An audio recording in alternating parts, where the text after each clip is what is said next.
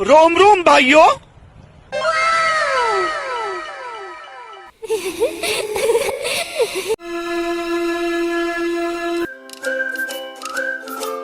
Hello friend, welcome back to my channel. आप सभी का स्वागत है मेरे एक और नए ब्लॉग में। तो आज सुबह सुबह मैंने सबसे पहले अपने घर की साफ़ सफाई करी, क्योंकि सुबह उठते ही मेरा सबसे पहला काम यही होता है। घर की क्लीनिंग करने के बाद फिर मैं चली गई थी नहाने, नहा कर आई और वापस से आ गई थी अपने किचन में, क्योंकि सुबह सुबह उठ के दूसरा मेरा काम कुकिंग का होता है। तो यहाँ पर मैं आई, मैंने सबसे पहले खाना बनाया। तो फ्रेंड्स, आज मेरा मन था एक सुंदर सी साड़ी पहनने का। तो यहाँ पर मैंने ग्रीन कलर की साड़ी पहन ली थी। आर्या मुझे बार बार चिढ़ा रही थी कि मम्मा आप कहाँ जा रहे हो साड़ी पहन के। उसके बाद खाना बनाया, भगवान जी का भोग लगाया। भोग में था आज तोरई की सब्जी, आलू की सब्जी, रायता और रोटी। मनु और आर्या मुझसे बार बार पूछ रहे थे मम्मा आप कहाँ जाने वाली हो। घर में मैं नॉर्मल साड़ी पहनती हूँ, मैं पिन वगैरह नहीं लगाती हूँ। अभी हो रहा है दोपहर का टाइम, सब लोग खाना आना खाकर फ्री हो गए थे, थोड़ा सा आराम भी कर लिया था।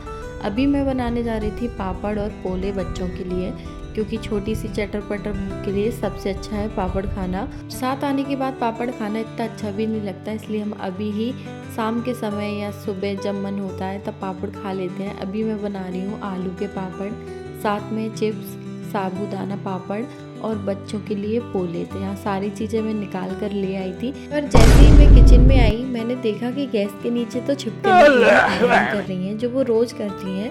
लेकिन मुझे लगता है डर, इसलिए मैंने सबसे पहले उनको वहाँ से निकाल के भगाया, क्योंकि जिस तरह से एक म्यान में दो तलवारें नहीं रह सकती, उसी समय एक ही टाइम पे दो लोग किचन में नहीं रह सकते, या तो मैं रहूँगी या छिपकली दीदी, क्योंकि मुझे बहुत डर लगता है।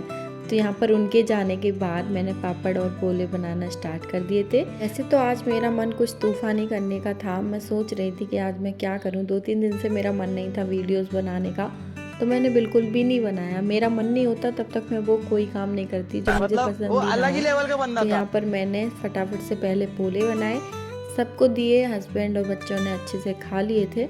उसके बाद आई किचन में, अपना सारा काम ख़त्म किया, क्योंकि बर्तन वगैरह बहुत हो जाते हैं शाम के समय पे। तो सारे बर्तन मैंने अच्छे से क्लीन कर लिए थे। उसके बाद मैं सोच रही थी कि मैं आज कुछ अलग करूं। मुझे साड़ी पहनना अच्छा तो लगता है, लेकिन साड़ी में कंफर्टेबल नहीं लगते हैं। कहीं इधर से खुल रहे हैं, कहीं उधर से खुल रहे हैं, क्योंकि इतना अच्छे से आती नहीं है साड़ी पहनना। फिर भी मैंने सोचा आज मैं अपनी सासू माँ टाइप साड़ी पहनूंगी। उन्हें हमेशा सीधे पल्लू की साड़ी बहुत पसंद होती है, वो हमेशा वही पहनती हैं। मैंने उन्हें कभी उल्टे पल्लू की साड़ी पहने नहीं देखा।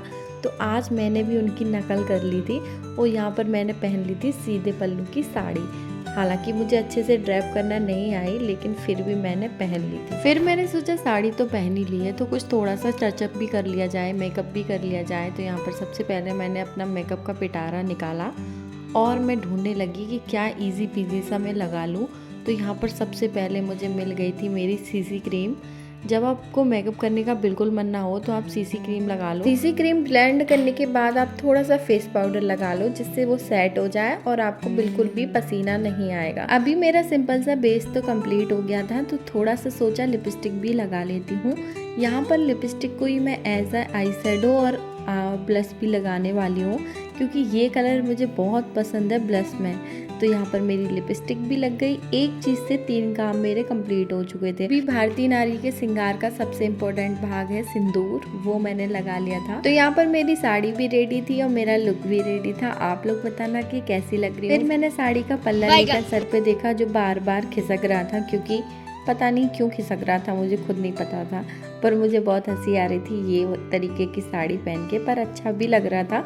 उसके बाद मैंने थोड़े बहुत पोज दिए। उसके बाद मुझे याद आया मैंने इयररिंग्स तो पहने ही नहीं है, तो मेरे पास ये इयररिंग रखे थे काफ़ी साल पुराने, मेरी शादी के पहले के, जो कभी मैंने यूज़ ही नहीं किए। तो आज मैंने सोचा पहन के देख लेती हूँ, तो मुझे अच्छे से लग रहे थे। आप लोग बताना कि कैसे लग रहे हैं। ये सारा ताम झाम करने के बाद फाइनली मैंने वापस से अपना जूड़ा बना लिया था और आ गई थी बाहर बच्चों को रेडी करने के लिए। यहाँ पर आर्या की 2 क्यूट सी चोटी कर दी थी, बाल बढ़ गए।